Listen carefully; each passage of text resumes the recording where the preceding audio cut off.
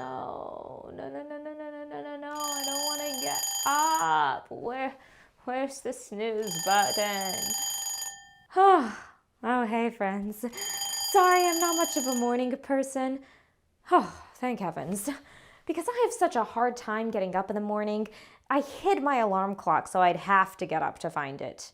Unfortunately, I can't remember exactly where I hid it. You know, I had this exact same problem when I was in college. It seemed like time was always hiding from me. I had to constantly find more time to be able to study, work, and attend class. But I managed to create a successful timetable for tasks without those pesky alarms, and so can you with synchronizing schedules through balancing different obligations, attending class, and studying appropriately, saving time by planning ahead, utilizing odd hours and doubling time estimates, and setting steady habits by picking study locations, organizing notes, and removing distractions. So let's get started. Hurry, we have to go quickly before... Oh, great.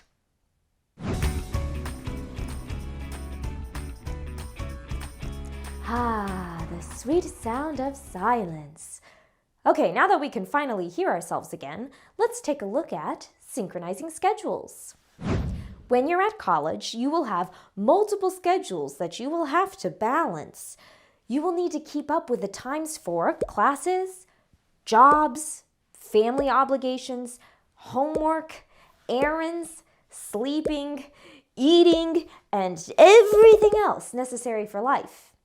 Make sure that you match all of your schedules so there's no overlap. You don't want to promise your brother that you'll be there for his ballet recital and then realize that you have to be at your library job at the same time. While you're balancing your schedules, be sure to give your college classes precedence. Do your best not to miss class unless you're sick or there's an emergency. I know that some students try to miss class as many times as possible without failing the class, but maybe try taking the opposite approach. Consider how much money you're spending to be in class. When you don't attend, it's kind of like throwing money in the trash can. I know, horrifying. Now, there may be times when you do have a legitimate need to miss class. Make sure that you contact the professor as soon as possible, especially if you need to skip a test day or a date when a big assignment is due. And speaking of big assignments, when you're scheduling time to complete your homework, limit yourself. What? Don't you want to study as much as possible?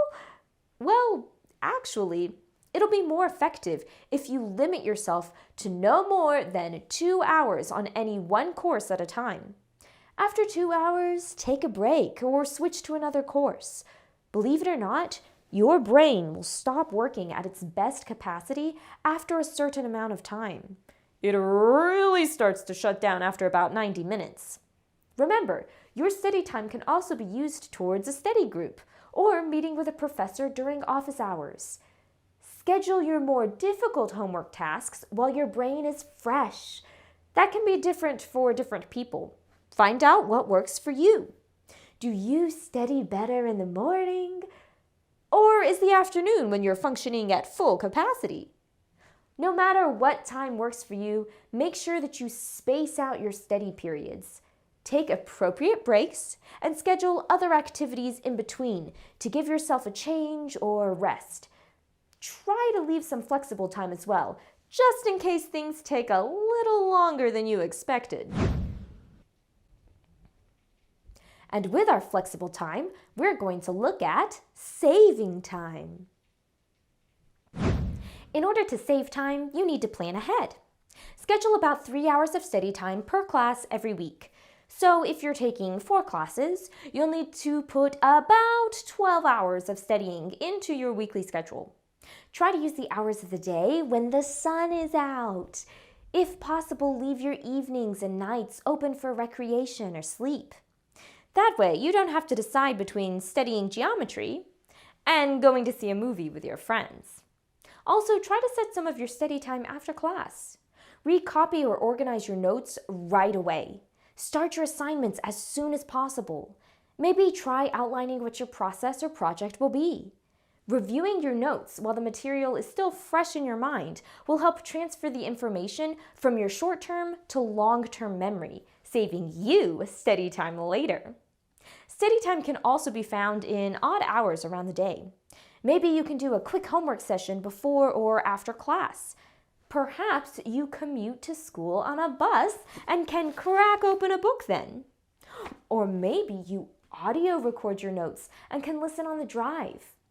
While I was in college, I used a lot of odd hours to study, like during my meal times and my morning routine. Finally, in order to save time, you actually need to double it. When you calculate how much homework time you will need, double your estimate. That way, you're absolutely certain you will have the availability in your schedule. And you might even have some time left over. Anyone up for a quick game of volleyball? We can squeeze in our game after we have examined setting study habits. First, set up your study location. Keep it separate from the other spaces in your life. For example, if you try to study in your bed, you may end up just... which is why you'll probably get more done at an organized desk. Or maybe you focus better completely outside of your living space at the library or on a bench in a park. Find the space that works best for you. When you create your weekly schedule, try to avoid generalizations. Make specific assignments for yourself. Instead of putting down 1 hour to study English, read 3 chapters of Pride and Prejudice and outline the response essay. Oh, thank you for a lovely day, Mr. Darcy. And as lovely as spending a day with Mr. Darcy is, you should also spend a day reviewing everything. Look over all of your notes, essays, and projects. Organize all of your documents to cut out unnecessary information and prioritize essential material. Double-check the syllabus and any emails from the professor to make sure you're up to date with all assignment due dates and testing days. And speaking of tests, make a habit of trying to predict the instructor's questions when studying for tests. This can get easier after you take the first few quizzes or exams. Does the professor prefer more detail-oriented questions in a multiple choice format? Or abstract short answer questions? When studying for these exams, figure out what works for you. Do you learn best through flashcards or bullet point lists? Maybe practice tests are better. If you like working with others, maybe find a partner and see if you can set up a Q&A session. Whatever study style you use, turn off and remove any distractions, especially those fun electronics. If you need your device for a flashcard app or some other study aid, turn it on airplane mode or block your distracting game and social media apps. And remember, it's always easier to keep up than to catch up. So do your best to follow your study schedule. It can be tempting to blow off homework to go to the amusement park or hang out at the beach, but sticking to your study times will save you in the long run. Remember, long-term satisfaction over instant gratification, which is basically a fancy way of saying give up the thing you want right now to get something better in the future.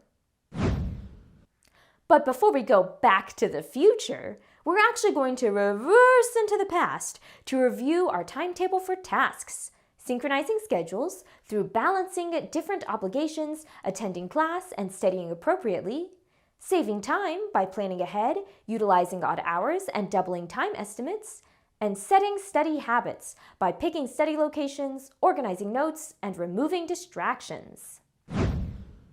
Now, I've got to find that annoying alarm while you look at the game and supplemental PDF for this lesson to prepare for our next class where we'll learn all about buying book bargains. Until then, Keep constructing your college castle in the sky.